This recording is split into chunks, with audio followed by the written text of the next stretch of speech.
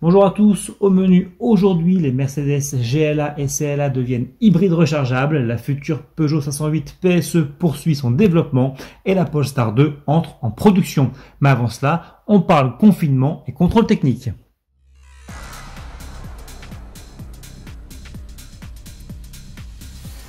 Bonne nouvelle si vous deviez passer votre contrôle technique en cette période de confinement.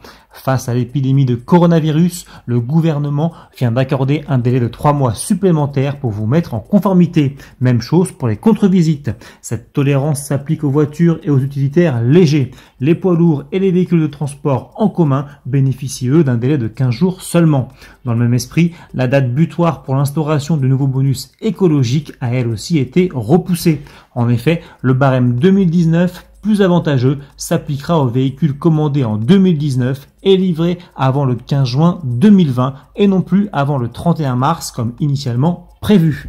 Les dernières informations sur le coronavirus et le confinement en lien avec l'automobile sont à retrouver sur le site autoplus.fr.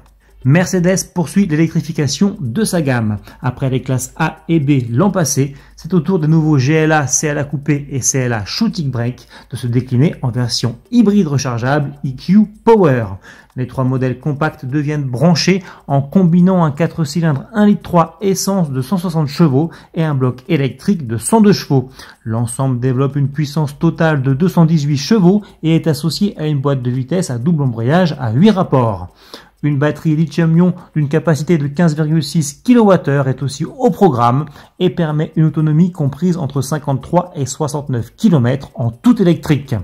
Arborant dans cette configuration le suffixe 250E, les GLA, CLA Coupé et CLA Shooting Brake hybrides rechargeables pourront être commandés dans le courant du printemps. Électrification toujours avec Peugeot qui dévoile de nouvelles photos de sa future 508 PSE, la 508 hybride et sportive. Dévoilée fin février en tenue de camouflage et en statique, puis découverte début mars sur le circuit du Castellet dans le Var, l'auto se montre désormais en pleine séance de test sur route ouverte, preuve que son développement avance.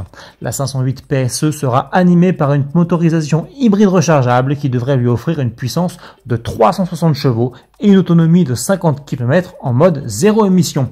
Elle fera sa première apparition publique en octobre à l'occasion du Mondial de l'automobile de Paris. Pour finir, sachez que Polestar vient de débuter la production de son deuxième modèle de série, la bien nommée Polestar 2.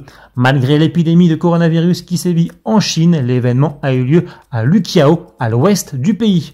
Les premiers exemplaires de la petite berline électrique de 408 chevaux seront livrés sur une poignée de marchés européens dans le courant du premier semestre 2020.